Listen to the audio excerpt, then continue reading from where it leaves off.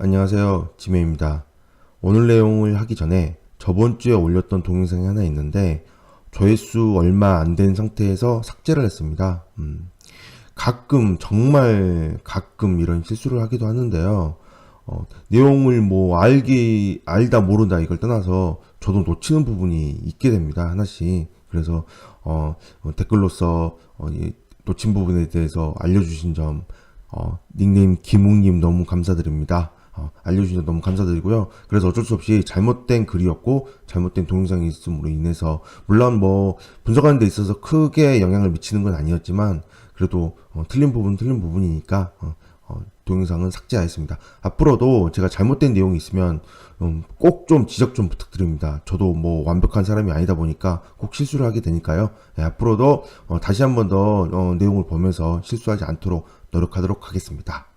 자, 오늘 할 내용은 주거물건 분석 게시판에 있는 세입자는 강심장이라는 글에 대해서 보도록 하겠습니다. 강심장, 어떤 글이길래 강심장이라는 표현을 했을까요? 남양주시에 나와 있는 아파트입니다. 자, 먼저 매각물건 명세서를 보시면요. 세입자가 있습니다. 세입자 신씨는 보증금 2억 2천만 원의 임대차를 하고 있습니다. 전입신고일자 2016년 1월 20일, 2016년 1월 20일 날 확정일자를 받았고요. 정상적으로 배당 요구도 다 했습니다. 자, 말소기준 관리는 최순수의 설정일자가 가압류이므로 가압류보다 전입이 빠르죠. 빠름으로 세입자는 대항력이 있는 세입자입니다. 대항력이 있는 세입자라는 것은 즉 어떻게 되냐면 보증금 2억 2천만 원을 전액 배당받지 못한다면 나머지 금액은 낙찰자가 인수를 해야 됩니다. 그러므로 2억 2천만 원이 전액 배당받는지 꼭 확인을 해봐야 됩니다.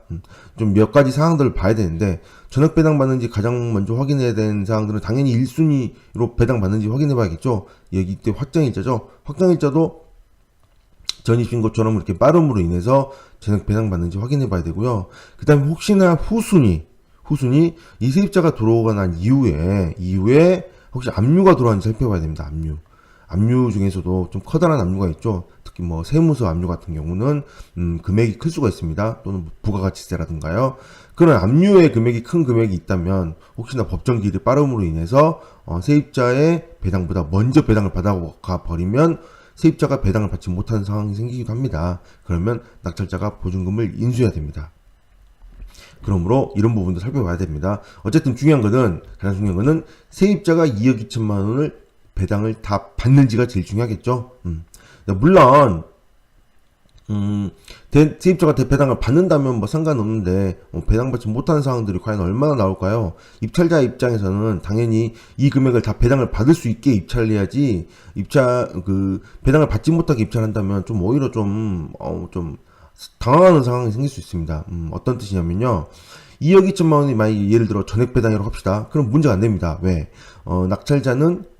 세입자는 배당을 받기 위해서는 낙찰자의 명도 확인서가 필요하죠. 그러나 만약에 세입자가 배당을 딱 했는데 2억 2천이야 2억 1,999만 원만 배당을 했다고 칩시다. 예를 들어. 그럼 얼마가 남죠? 만 원이 배당 못했죠. 만 원을 배당 못했으므로 배당하지 못한 금액은 낙찰자가 인수를 하면 됩니다. 이건 어렵지 않죠. 인수입니다. 그러나 한 가지 신경 써야 될 부분이 있습니다. 세입자가 전액 배당을 받지 않는다면 명도 확인서가 필요가 없게 됩니다. 이게 중요합니다. 이게 명도 확인서가 필요 없이 세입자는 배당을 받을 수 있고 그리고 낙찰자한테 만 원을 달라고 할 수 있고 또 그리고 뭘까요? 만약에 제가 세입자라면 낙찰자한테 내 만 원을 받고요. 저 이사도 해야 되는데 저 이사비도 좀 원래는 이러면 안 되는데 원래는 이사비라는 거는 법적으로 규정된 것도 아니고 그냥 좀 다른 법적인 절차가 걸리는 것보다 그냥 좀 좋게 해결하자고 주는 돈인데 이런 경우에서 그렇게 요구할 수도 있겠죠. 물론 뭐 전부 다 그런 건 아닙니다. 그래서 그럼으로 인해서 입찰자 입장에서는 어차피 인수할 거 전액 배당을 받게 입찰하시는 게 중요합니다. 자, 그런데 이 물건의 매각 물건 명세를 살펴봤고요. 근데 전입세대 연람력을 살펴봤습니다. 그런데 뭘까요? 보다시피 세대주가 존재하지 않습니다. 임차권 등기가 되어 있지 않는 물건입니다. 임차권 등기를 하고 이사를 나갔다면 뭐 그러면 그럴 수 있겠다라고 할 수 있겠지만 사설 옥션에서 전입세대 연람력을 확인해 봤더니 이렇게 세대수가 없다는 거죠. 즉 전입을 뺐다는 얘기입니다. 그렇다면 세입자의 대항력은 유지가 될까요? 세입자의 대항력은 대항력은 유지가 되어야만 그 다음에 확정일자에 의해서 1순위로 배당을 받을 텐데, 만약에 대항력 유지가 되지 않는다, 물론 이제 입찰자 입장에서는 어차피 전입을 뺐기 때문에 배당을 받든지 배당을 못 받든지 상관이 없습니다. 인수사항은 아닙니다. 그러나 세입자 입장에서 얘기를 하는 겁니다. 세입자 입장에서는 임차권 등기를 한 것도 아닌데 이렇게 이사를 나가서 전입을 뺀 상태인데 1순위로 배당을 받을까요? 못 받을까요? 자, 그러면 당연히 현황조사서부터 살펴봐야죠. 현황조사를 살펴봤더니 2016년 11월과 2016년 11월 24일과 25일 날 조사를 했는데, 전입세대 결과 신 C세대 이외의 전입세대는 없으나라고 되어 있습니다. 즉 신 C세대는 전입이 있다라는 거죠. 있다라는 거죠. 그러면 전입이 있는 상태에서 현황조사가 작성이 되었고, 현황조사가 작성이 된 상태의 내용을 보고 매각 물권 명세서가 만들어졌다는 겁니다. 그렇다면 법원에서는 이렇게 전입을 뺐다는 거 알까요? 당연히 모릅니다. 계속 이 서류를 계속 매일매일 업데이트하는 게 아니기 때문에 기존에 받았던 이 현황조사 내용을 가지고 매각 물권 명세를 작성을 하게 되는데, 매각 물권 명세를 작성할 때도 전입세대 열람내역이 빠졌는지 안 빠졌는지도 알 수 없다라는 거죠. 그 즉시에는요. 그래서 법원에서는 당연히 이 금액을 1순위로 배당을 할 겁니다. 다른 문제가 특별히 없다면요. 그런데 과연 세입자가 대항력이 있을까요, 없을까요? 그 부분에 대해서는 판례가 하나 있습니다. 2007-1747호 판결을 보면요, 우선면제의 요건은 그 우선면제권 취득 시에만 구비하면 족하는 게 아니고 민사집행법상 배당 요구 종기까지 계속 존속해야 한다라고 되어 있습니다. 즉 만약에 배당 요구 종기까지 지속을 점유를 했다가 배당 요구 종기일 지나서 전입을 뺐다면 전입을 뺐다라면 유효하게 됩니다. 대항력이 있게 됩니다. 그러나 만약에 배당 요구 종기일 이전에 뺐다라고 한다면 유효하지 않고 소멸하게 됩니다. 물론 뭐 법원에서는 알지 못하기 때문에 배당을 할 수 있겠지만 채권자 입장에서는 태권을 걸 수도 있겠죠. 그 전에 전입을 뺐다.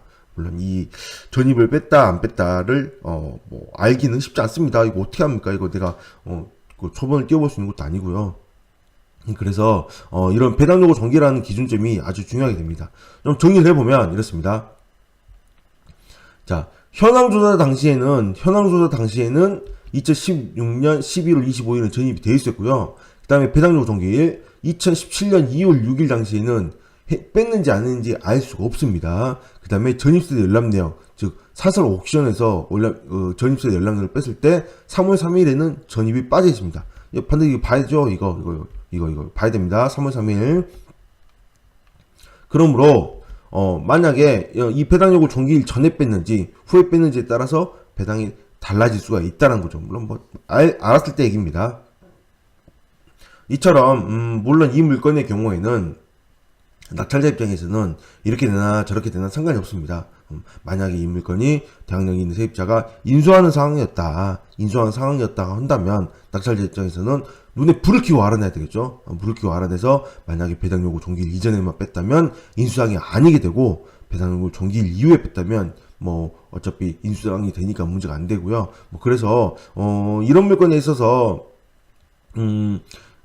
입찰자 입장에서는 대항력 세입자가 배당을 받느냐 못 받느냐 뭐 이것보다 어차피 이 물건은 전입을 뺐기 때문에 상관없는데, 이 물건은 현재 세입자 입장에서 제가 강심장으로 쓴 이유는 바로 이것 때문입니다. 만약에 배당 요구 종기일 이전에 전입을 뺐다고 한다면 채권자가 태클을 건다면 문제가 생길 수도 있고요. 또 하나 더 이럴 수 있습니다.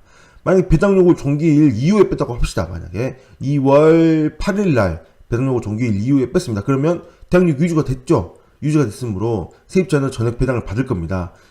나는 전액 배당 받으니까 문제없다라고 전입세대를 뺐을 겁니다. 그런데 정말 만약에 경매가 취소가 되고 다시 경매가 시작이 되면 어떻게 될까요? 당연히 배당 요구 종기일은 이 뒤에 잡힐 겁니다.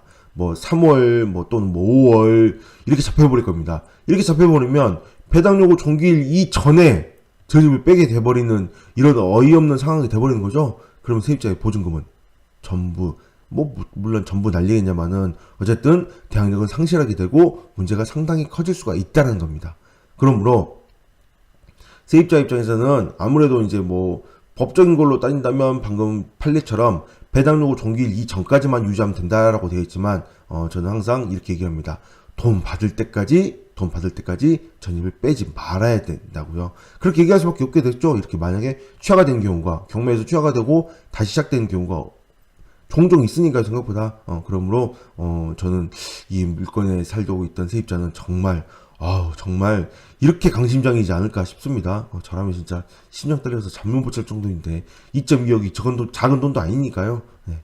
그래서 어쨌든 중요한 거는 배당 요구 종기일이냐 아니냐 뭐 중요한 게 아니라 그냥 보증금 받을 때까지 확인하고 배당 요구 종기일에 보증금 배당 다 했는지 확인하고 그다음 명도 확인서까지 받은 다음에 그리고 전입을 빼는 게 정말 부득이하게 빨리 빼야 된다면 입자권 등기라는 좋은 제도가 있으므로 입자권 등기를 하고 빼는 게 좋지 않을까 그런 생각을 해봅니다. 네, 오늘까지 하겠습니다. 감사합니다.